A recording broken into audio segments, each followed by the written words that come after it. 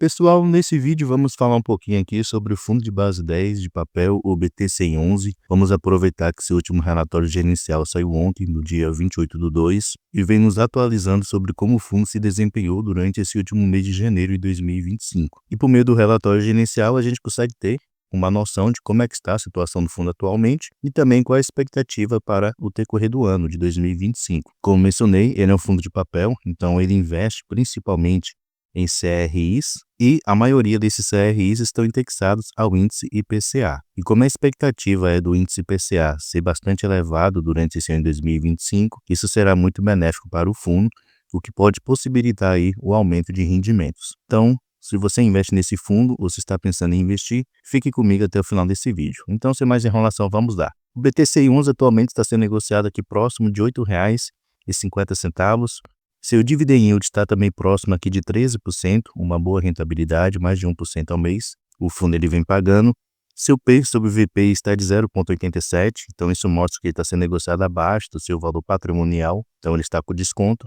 E o fundo apresenta uma boa liquidez média diária superior a 1 milhão. Se pegarmos o seu gráfico aqui, podemos notar que o fundo ele caiu bastante a sua cotação, assim como vários outros fundos imobiliários caiu a sua cotação. Em 2024, praticamente ele ficou sendo negociado aqui na faixa dos R$ 10, e a partir aqui do mês 10 de 2024, ele começou a cair a sua cotação, atingiu a sua mínima aqui no dia 18/12, a R$ 7,83, e vem se recuperando aos pouquinhos. Porém, para ele se recuperar mesmo, voltar aos R$ 10, o cenário econômico nacional ele tem que mudar. Enquanto isso não ocorrer, o fundo ele vai continuar sendo negociado aí com desconto interessante. Atualmente, ele conta com um pouco mais de 186 mil cotistas.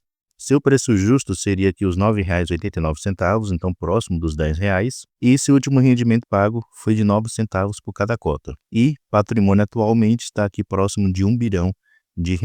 Se descermos um pouquinho aqui, podemos notar que o fundo ele paga um pouco mais de 9 centavos por cada cota, né? Geralmente é 9 centavos,2, 9 centavos,1. Esse é o rendimento que ele vem pagando.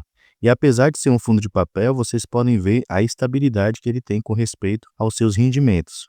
Então isso mostra assim que ele é um fundo de certa maneira resiliente com respeito aos rendimentos que ele distribui para os seus cotistas. Aqui mesmo a gente pode ver a sua distribuição dos últimos 5 anos. Então, oscilação realmente foi pouca. Vamos aqui agora, pessoal, no seu último relatório gerencial, conferir os principais pontos sobre o BTCI11. Primeiramente, vamos ver aqui o seu resultado financeiro. Então, correspondente ao mês de janeiro de 2025, o fundo ele gerou uma receita total de R$ 10.211.000. As despesas somaram o valor de R$ 1.070.000, que foi uma despesa bem maior do que os meses anteriores. Então, no final, o fundo ele ficou com o lucro líquido para poder distribuir de R$ 9.141.000, o que corresponde aqui a um pouco mais de 9 centavos por cada cota. E o valor que ele distribuiu foi aqui de 9 centavos,2 por cada cota. Então, praticamente, o que ele distribuiu foi o valor que ele gerou. Creio eu que nos próximos meses ele vai conseguir elevar novamente os seus rendimentos. E mais adiante eu vou explicar por quais motivos.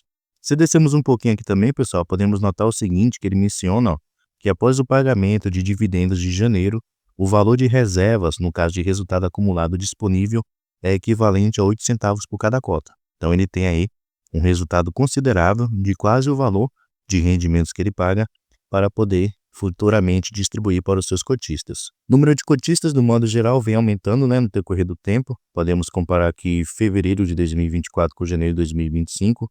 Um aumento não muito grande, porém houve um aumento com respeito à sua base de cotistas. E se descermos mais um pouquinho aqui, podemos entender um pouquinho melhor como é que está distribuído o patrimônio atual do BTCI11. Então, ele investe de 3 maneiras. A principal é CRIs. CRIs esses que estão indexados aqui ao índice IPCA, 72% deles, a 25% estão indexados ao índice CDI e 3% estão indexados ao índice IGPM. Então, nota-se que a maioria dos seus CRIs estão indexados ao índice IPCA. E como eu tinha mencionado no início do vídeo, a expectativa é IPCA muito elevado durante esse ano de 2025. Até no decorrer dessa semana surgiu essa notícia aqui, falando sobre a prévia de IPCA para fevereiro, que atingiu aqui 1,23% e que é a maior desde 2016, comparando, no caso, todos os meses de fevereiro de cada ano, de 2016 para cá. Então, quanto mais elevado for o índice IPCA, melhor para o fundo, já que os devedores terão que pagar juros maiores e, consequentemente, o fundo terá um lucro maior para poder distribuir aos seus cotistas. Além disso, apesar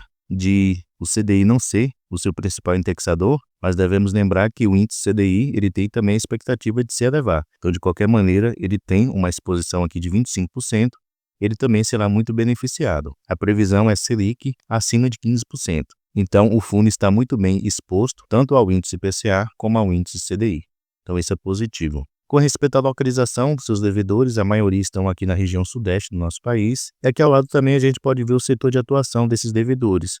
Se destaca aqui em especial 3, o segmento logístico, que é um segmento muito bom, relativamente seguro, juntamente com o shopping também, que é um segmento relativamente seguro, 25%, e o setor residencial com 18%. Então, nota-se que não é um ativo aí relativamente arriscado. Muito pelo contrário, é um ativo com características aí muito boas, relativamente seguro para se investir. Descendo um pouquinho aqui, pessoal, a gente pode conferir todo o book de CRIs que atualmente o fundo ele tem. Então, primeiramente aqui, ele mostra essa lista que ele considera aqui como CRIs estrutural. Então, note-se que todos esses CRIs aqui, ele menciona o nome do devedor, o indexador, a taxa fixa de juros, a duração do contrato e o PL, no caso a porcentagem de patrimônio líquido investido em cada um deles. Nota-se que nesse CRIs estrutural ele tem uma exposição maior nesse primeiro devedor, com 6,3%, porém o restante é inferior a 5%. Então, procurando assim diversificar os investimentos. E se descermos mais um pouquinho aqui, ele menciona esses CRIs táticos, que atualmente é uma quantidade menor. Então, novamente, ele vai mencionar aqui o nome do devedor, seu indexador juntamente com sua taxa fixa de juros, a duração do contrato, o valor investido e o PL. Aqui também podemos notar que ele tem uma exposição maior nesse primeiro devedor, porém com uma taxa aqui relativamente bem segura. Então, dificilmente esse devedor deixará de honrar seus compromissos. Não quer dizer que isso não possa ocorrer, até porque o próprio fundo já passou por situações calote. Então, de modo geral, em CRIs, ele investe aqui 780 milhões de reais, o que equivale a quase 80% do seu patrimônio atual. E se descermos mais um pouquinho aqui, ele menciona os outros fundos imobiliários que atualmente ele investe. Aqui podemos conferir o nome de cada um deles. No total, são 9 fundos imobiliários, alguns deles não muito conhecidos, porém, tem alguns deles aqui que se destacam, como o Canip 11, que é um excelente fundo imobiliário. Tem aqui também o VGHF 11, que é um ativo relativamente bom. Somente em fundos imobiliários, ele investe aqui um pouco mais de 148 milhões de reais, o que equivale a 15% do seu patrimônio atual. E se descermos mais um pouquinho aqui, ele tem ativos na renda fixa. São esses 3 ativos aqui que eu estou selecionando para vocês, onde ele tem um pouco mais de 35 milhões de reais investidos, o que equivale a um patrimônio aqui de 3,6%, e também tem operações compromissadas, que atualmente soma-se o valor de 20 milhões de reais, o que corresponde a 2% do seu PL atual. E com respeito à situação de calote, pessoal, havia 2 devedores que estavam nessa situação já fazia aí um bom tempo. Um deles conseguiu resolver e tem esse outro devedor aqui, que ele está parcialmente pagando o BT-111. E ele menciona que está com tratativas em andamento para recuperação do saldo devedor. Porém, é uma exposição muito pequena, como a gente pode ver, uma exposição aqui de 0,2%. Então, que não tem um impacto tão alto assim no BTC11, que foi um valor investido aqui de 2,2 milhões de reais. Mas, de qualquer jeito, é dinheiro, E se o fundo ele conseguir recuperar, seria muito bom.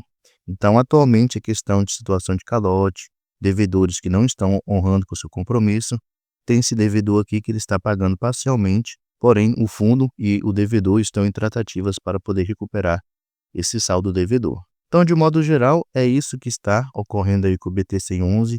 Eu, pelo menos, encaro como uma boa opção de fundo imobiliário base 10 para se investir. Eu acho um fundo interessante que não traz aí dor de cabeça para o cotista, tem uma boa resiliência com respeito aos seus rendimentos que ele paga mensalmente. Cotação também não tem essa alta oscilação, caiu durante esses últimos meses, porque todos os fundos imobiliários de modo geral também caíram, Então, com ele aconteceu a mesma coisa. Porém, sempre é um fundo que fica ali na faixa dos R$ 9,00, R$ 10,00. Então, é um ativo que vale a pena você estudar e considerar investir se ele se encaixar nos seus critérios de investimento, beleza? Deixe aí nos comentários se você já investe no BT-111, se pensa em investir, vai aproveitar agora o desconto que ele está para poder investir, deixe aí nos comentários. Pessoal, muito obrigado pela sua atenção e até a próxima.